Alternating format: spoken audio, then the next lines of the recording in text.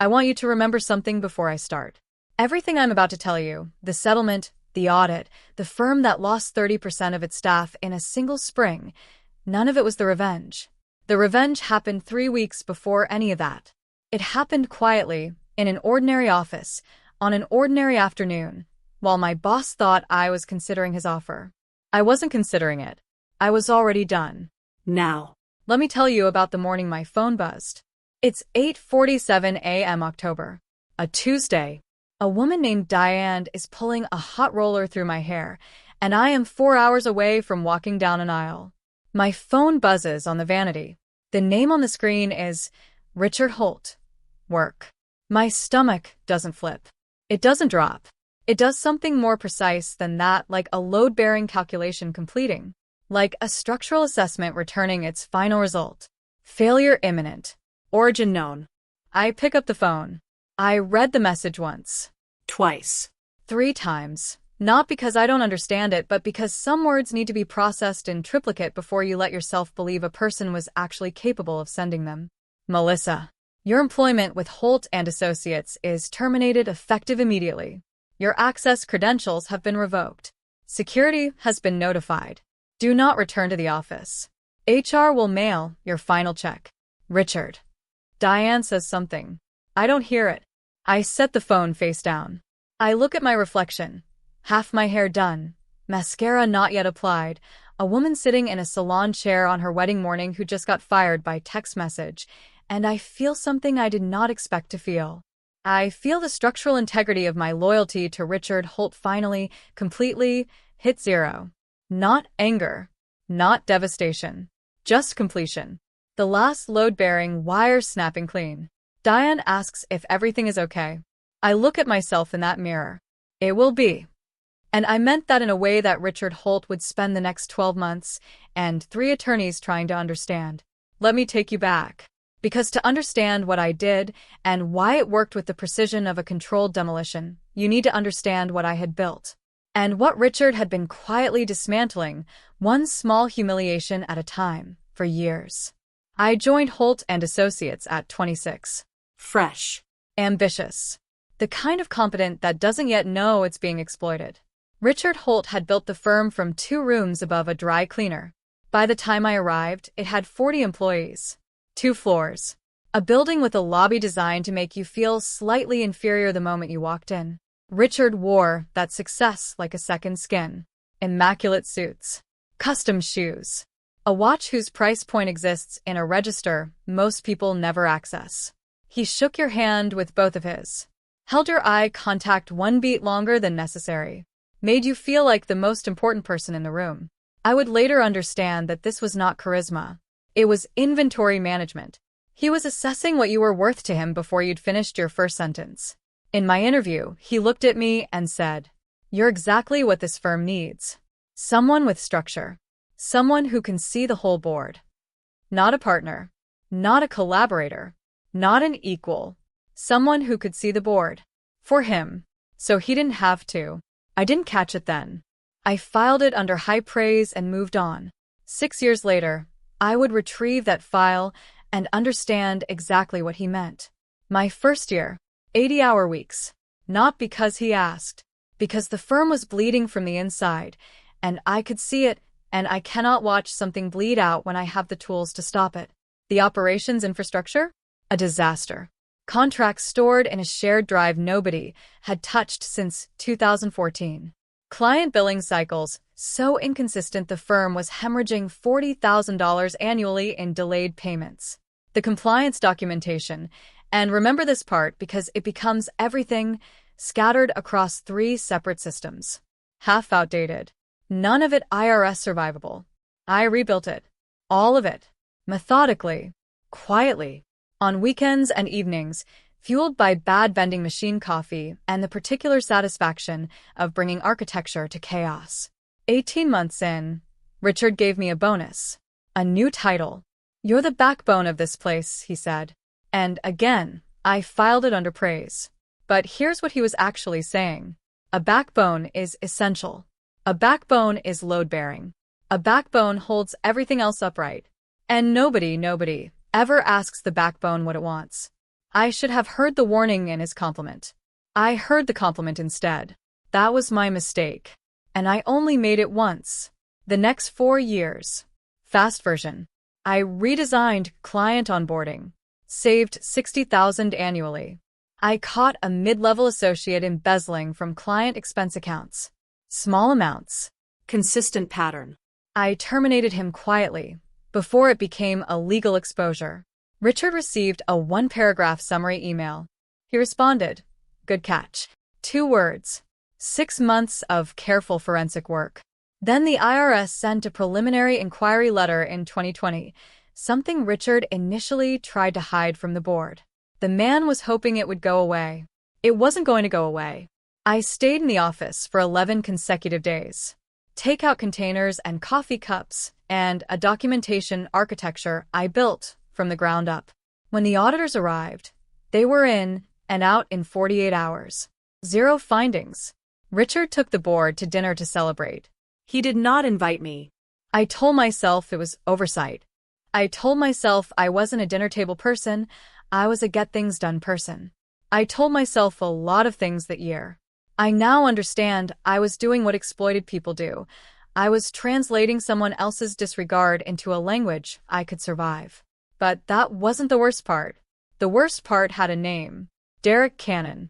Derek joined the firm 3 years into my tenure. Richard's nephew. Not announced officially, but common knowledge within a week. 30 years old. A middling MBA. The specific brand of confidence that exists in direct inverse proportion to demonstrated competence. Richard made him a senior associate and assigned him to shadow me. I had trained junior staff before. I was good at it. I genuinely liked it. There's a particular satisfaction in watching someone develop a skill they didn't know they had. But Derek wasn't there to develop anything. Derek was there to extract.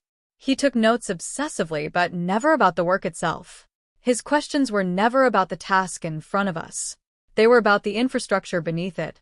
How did you set up the audit folder access? Where are the master client files stored? Who has the credentials for the compliance system? Just trying to understand how everything connects, he'd say. Pleasant smile. Eyes that were busy with something else entirely. I started feeling something that didn't have a name yet. Not suspicion, not quite. More like a structural alert. The kind of low-frequency signal a building sends before it shifts. You don't hear it with your ears. You feel it in your feet. I told myself I was being paranoid. I was not being paranoid. 8 months before the wedding. A Tuesday morning. I arrive early to find Richard and Derek in Richard's office, door closed. Not unusual. What's unusual? The silence when I pass. Not the natural pause of a conversation shifting. The deliberate, sudden quiet of a conversation that has just become classified. The kind that means the person in the hallway is the subject. I kept moving. Coat off. Coffee made. Laptop open. But the signal in my feet got louder. Over the following weeks, the pattern assembled itself. Derek added to email chains that had previously come only to me. Introduced to visiting clients before me, clients whose accounts I had managed for years, whose businesses I knew inside out, whose assistants called me by first name. Richard's restructuring conversations starting to route around me rather than through me. Then, 3 months before the wedding, Richard called me in. He leaned back in his chair. That specific posture, hands folded, the body language of a man who has predecided the outcome and is now performing the consultation, and said, "I'm creating a chief operations officer role. Natural next step for the firm." My heart lifted. Briefly. Involuntarily. The way hope does when it hasn't yet received the memo. Then he told me Derek was filling it. I sat very still. Derek brings a fresh strategic perspective, Richard said. We need someone who can operate at the macro level. And I want you to hear this exactly as it was delivered. He looked at me across that mahogany desk, in that ambient lighting designed to flatter him and subtly diminish everyone else, and he said, "Your strengths are in implementation, Melissa. The detail work. The maintenance. That's genuinely valuable. Not everyone can do that." Not everyone can do that. Said to the woman who had saved his firm from an IRS audit, who had rebuilt his entire operational infrastructure, who had caught his employees stealing and protected him from a lawsuit he didn't even know was coming. The detail work. The maintenance. I looked at Richard Holt, and I understood, with the complete clarity of a system finally returning its full diagnostic, exactly what had been happening for 3 years. He had been watching me build the machine, sending Derek to learn the surface of the machine. And now he was planning to seat Derek in the operator's chair and move me to a utility closet and call it a lateral transition. He thought my value was in the doing. He had never once understood that my value was in the knowing. Those are two very different things. I smiled, told him I needed time to consider. He said, of course. Take all the time you need. The magnanimous patience of a man who believes the outcome is already settled. I walked back to my desk, opened my laptop, and I began. I need you to understand what I did next, and what I did not do. I did not sabotage anything. I did not delete a single file, did not corrupt a single record, did not alter one document. There was no destruction, no vandalism, nothing that could be characterized legally or ethically as harm. What I did was far more precise than that. I made sure that when I left, everything I had built would be structurally complete and functionally opaque to anyone who hadn't built it. Let me make this as clear as I possibly can, because this is the part that matters. Imagine a library. Enormous. 6 years of accumulated documentation, financial records, compliance certifications, client disclosures, audit trails, IRS correspondence. Every document properly stored. Nothing missing. The library is full. Now imagine the librarian built the entire cataloging system herself, by hand, over 6 years. A system with 7 levels of organization, cross-referencing protocols, linked index files, a naming convention using date prefixes and client code shorthand that she developed herself and never wrote down anywhere because it lived in her head the way your own address lives in your head. You don't need to look it up. You just know it. Now imagine that librarian walks out the door. The books are still there. Every single one. Nothing has been stolen. Nothing has been hidden. But the catalog, the system that tells you what exists, where it lives, and how it connects to everything else, that catalog walked out with her. You can stand in that library for 11 hours and find nothing. Not because it isn't there. Because you don't know the language the shelves are speaking. That was Holt and Associates, the morning after my wedding. A complete library. No librarian. No map. And an IRS inquiry letter sitting on the front desk, due for response in 11 days. I should tell you about Daniel. 3 years together before he proposed. 11 months engaged before we set the date. A civil engineer, a man who thinks in load capacities, tensile strength, long-term structural integrity. The most genuinely steady person I have ever known. When I told him about Richard and Derek and the restructuring, he listened the way he always does, completely without interruption, giving the problem his full attention. And then he said, "What do you want to do? Not what should you do. Not what's strategic. What do you want?" I told him I wanted to get to our wedding first. Everything else could wait. He said, "Then let's get married." 3 weeks later, Richard sent the text. The morning of the wedding. I woke with the specific clarity that descends on days that have been a long time coming. The kind you can't manufacture. The kind that is simply presence. Kezia was already in the kitchen, making coffee, dancing very slightly to something only she could hear. My mother was asleep on the pull-out, still in last night's clothes. I thought, I will keep this exact image. Always. We walked to the salon in October air, the 3 of us, our breath making small clouds. The city opening around us. Ordinary and luminous simultaneously, the way good mornings are. Diane put me in her chair. Easy salon conversation. My mother with her magazine. Kezia across the salon debating the future of balayage with the seriousness it deserved. Then the buzz. And the world kept looking exactly the same. And everything inside it changed. People always want to know, what did you feel? They want devastation. Tears. A morning collapsing like a set. Here is the honest answer. I felt a crack.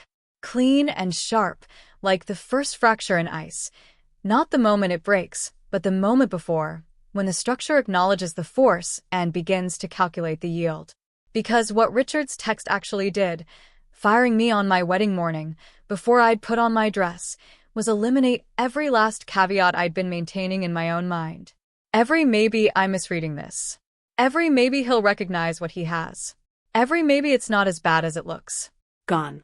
In a single text message, at 8:47 a.m., he had not been misread.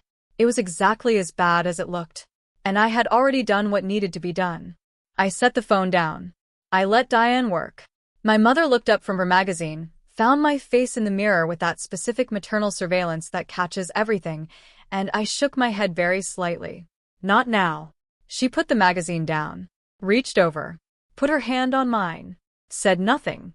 That silence was a complete sentence. She knew something had happened. She knew I had it handled. And she trusted me with a completeness that Richard Holt, for all his handshakes and eye contact and carefully performed warmth, had never once offered. I got my hair done, got my makeup done, walked back to the hotel, put on my dress, and I married the steadiest man I've ever known, in front of the people who actually loved me, in a ceremony that was, hand to God, the most beautiful afternoon of my life. Richard Holt was not there. I later learned he had assumed he'd be invited. That's a very specific kind of man, the kind who assumes his presence is always implied, always wanted, always the natural center of any room he walks into. I had known for almost a year that if I had to choose between my wedding and Richard Holt's feelings, I knew exactly which world I was building. We left for Portugal the next morning. 10 days.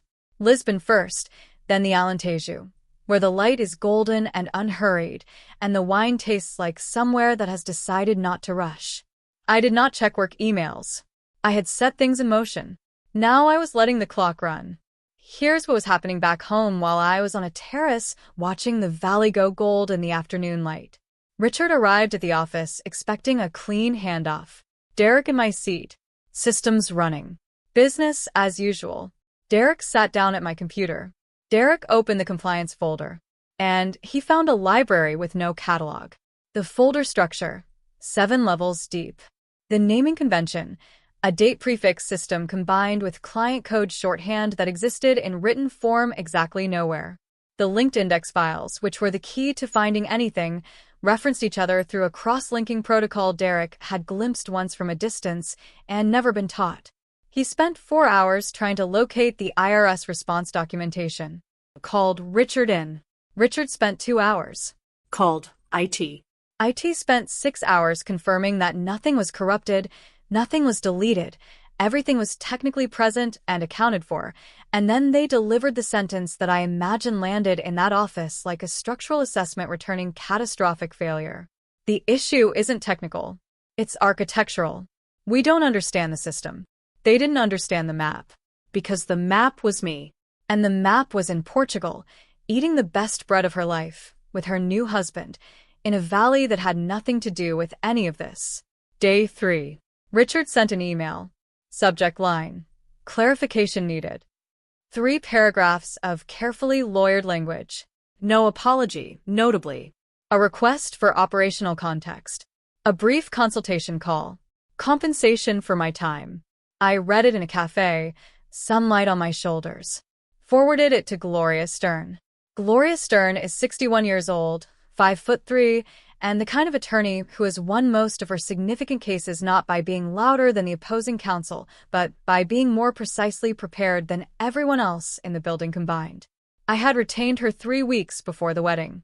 She had read my documentation, reviewed my records, and said exactly 4 words when she finished. He doesn't know yet. She responded to Richard's email on my behalf. Her response was, in summary, my client is unavailable. Business continuity issues are not my client's responsibility. If you wish to discuss a formal consulting arrangement, have your legal representation contact mine.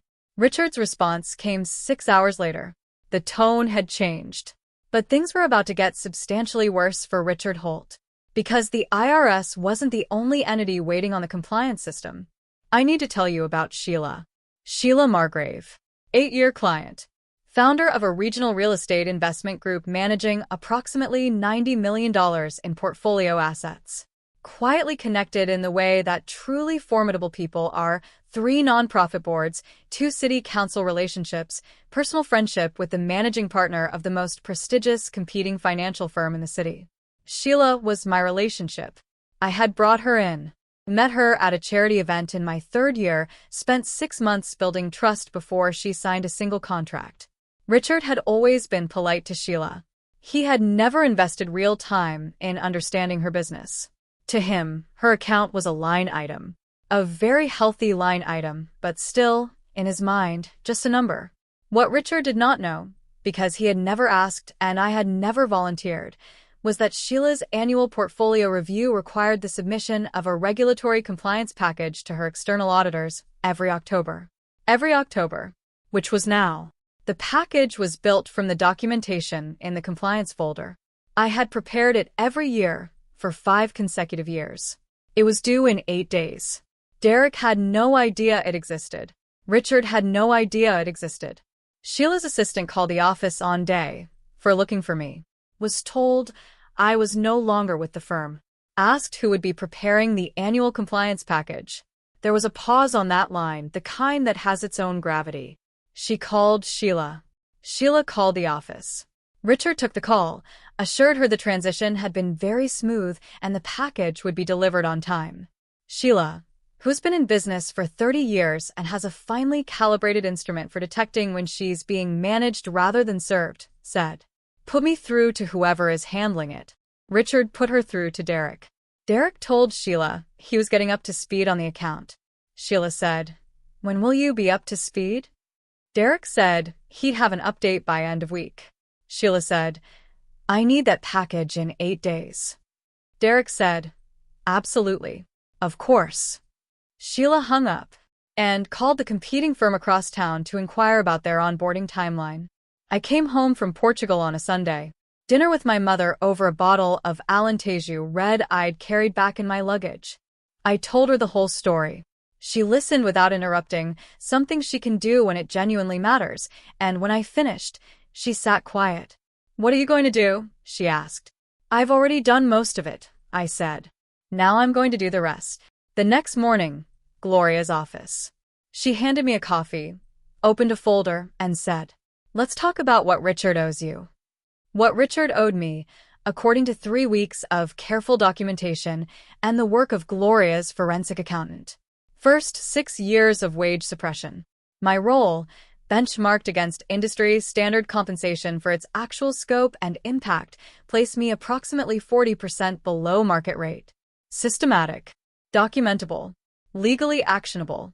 Second, the compliance system itself. I had built it on company time, but the specific architecture, the naming schema, the linked index protocol, the navigational logic, constituted a proprietary methodology. I had never signed an agreement assigning that intellectual property to the firm. Richard had never thought to require one, because he had never thought I'd leave. Third, the termination itself. By text. No notice. No severance. 6 years of service. On a date the company had been informed, in writing, was a significant personal event. Gloria had very specific language for this. I will not repeat it verbatim, but it was the kind of language that makes you understand why she charges what she charges. And fourth. The fourth item is the one that changed the nature of everything. In 2021, during a deep dive audit of the financial documentation, my own standard quarterly review, I had found a pattern. Certain client billing records had been modified. Subtly. Consistently. Small amounts in individual transactions, but compounded across multiple clients over several years.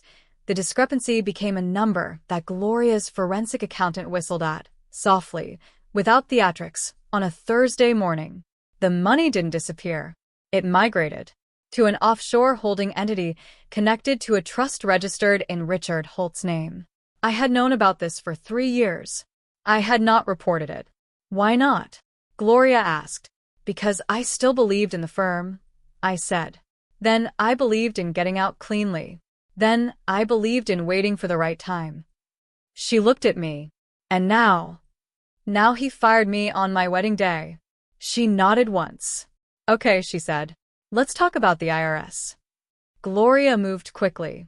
The IRS inquiry, still unanswered, now 3 weeks past its initial response window because nobody at Holt and Associates could navigate the compliance folder, was about to evolve from an administrative inconvenience into something with significantly more teeth.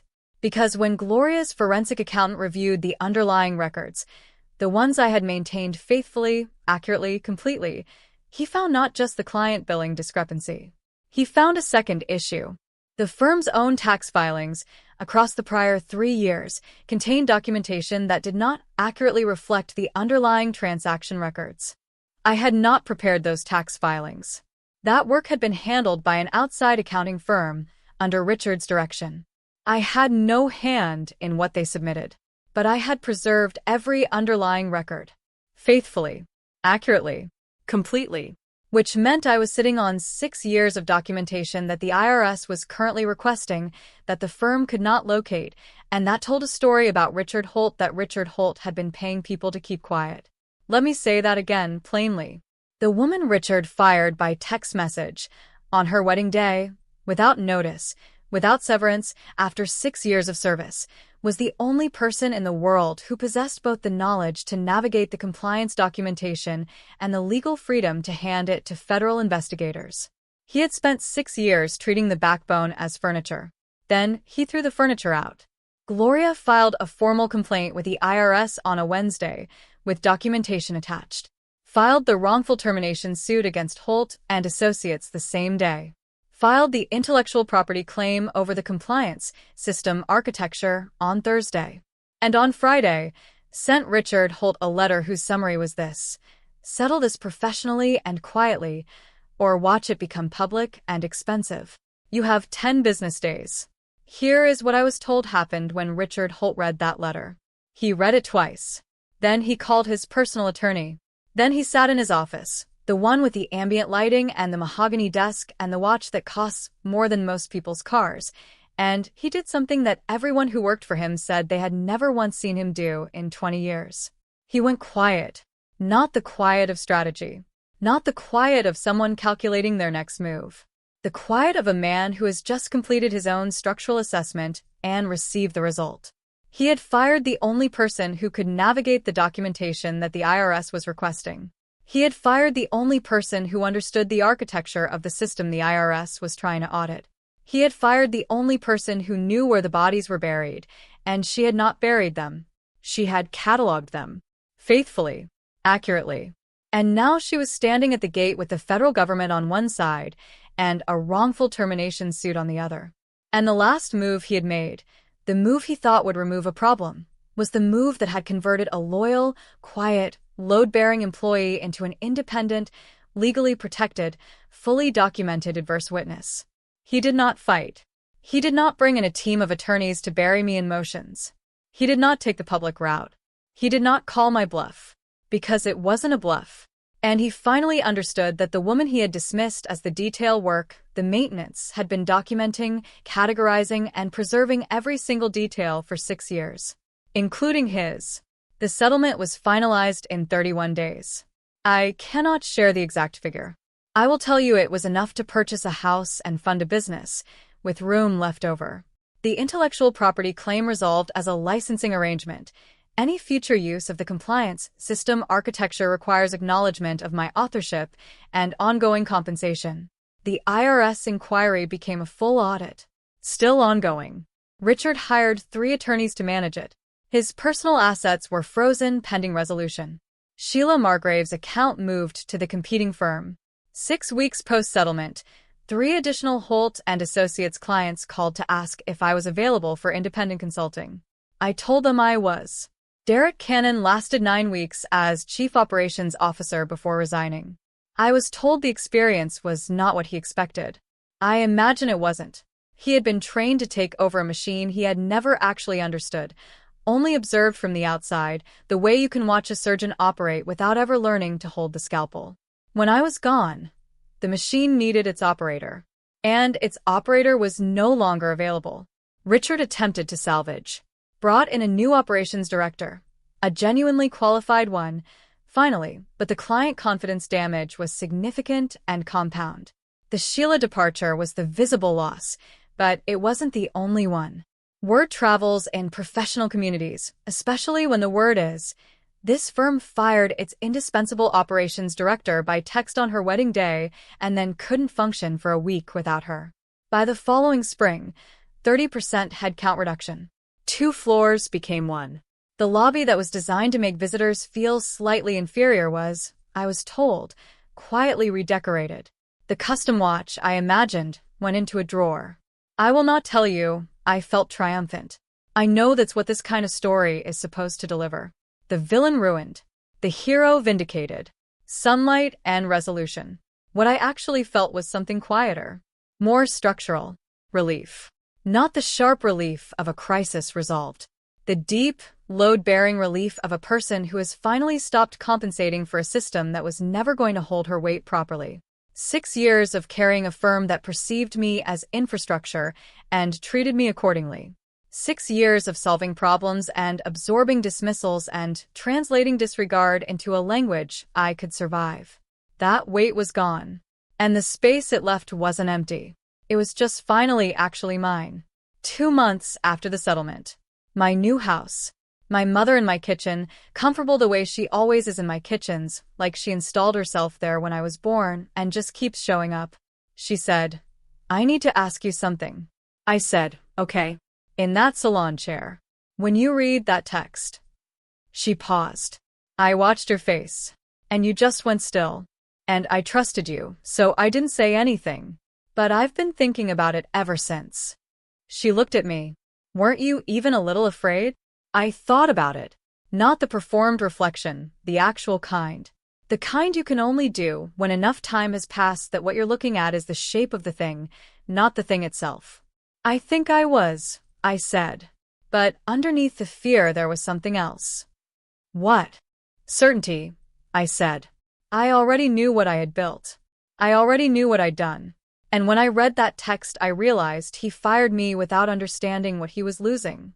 And you can't take something from someone who already knows its value.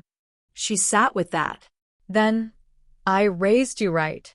And I said, "You really did." I started my own firm 4 months after the settlement. Independent Operations Consulting. Financial Compliance Architecture. The name on the door is mine. My first 3 clients came through Sheila Margrave's referrals. My first hire, a woman I had mentored at Holt & Associates who was laid off in the 30% reduction. One of the sharpest operational minds I have ever encountered. I will spend whatever professional standing I have ensuring the world knows it. My second hire, a man in his 50s, passed over for promotion 4 consecutive times at his previous firm, who sent me a cover letter so quietly competent it read like a structural report. I hired him after a 30-minute conversation. My office is smaller than the 2 floors Richard occupied downtown. There is no lobby designed to make you feel inferior. No ambient lighting calibrated to his advantage. No theatrical architecture of power. But it is mine. Every structural element of it. I have thought for a long time about what made the difference.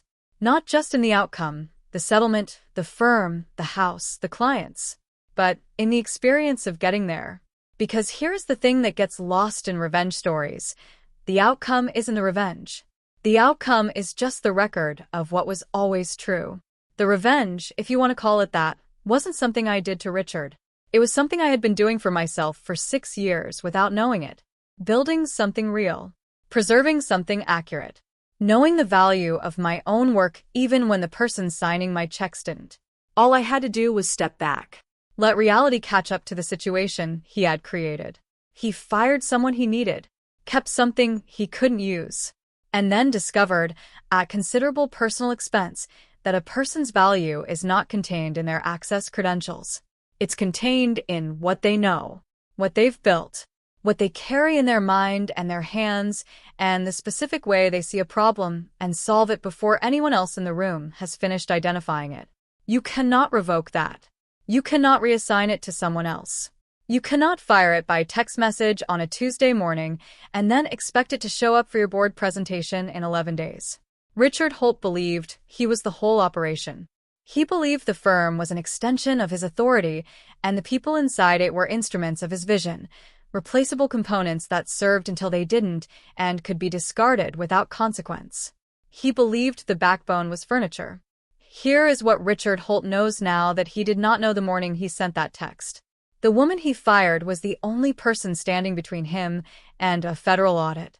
The systems he thought he owned were architecturally dependent on a brain he had just terminated. The client relationship he had treated as a line item had been managed entirely by the person he had dismissed as implementation. And the evidence of his own financial misconduct, the paper trail that had been quietly building for years, had been faithfully, accurately, completely preserved by the only person in the building who cared enough to do it right. He didn't fire a difficult employee. He fired the only person who could have saved him. And she was already gone. I want to say one more thing. And it is not about Richard. It is about you. If you are sitting somewhere right now in a job where your name is on none of the things you built, in a relationship where your steadiness is treated as background noise, holding something load-bearing, doing it well, doing it quietly, while someone else takes the room and the credit and the bow. I want you to hear this. The quiet people are not the powerless people. The essential are not the owned. The loyal are not the obligated. Know what you're worth. Document what you've built. And understand that anyone who lets you go without knowing what they're losing will learn what they've done. Not because you made it happen, but because reality is a structural system, and structural systems always reflect the truth of what's actually holding them up. When the load-bearing element is removed, the whole thing tells on itself. Richard Holt sent me a text on my wedding morning to tell me I was finished. And I went still. And I let Diane finish my hair. And I walked down that aisle in a dress I had waited 8 months for, and I married a man who asked me what I wanted, and then helped me build it. And Richard Holt spent the next 12 months discovering what it costs to fire the only person who knew where everything was.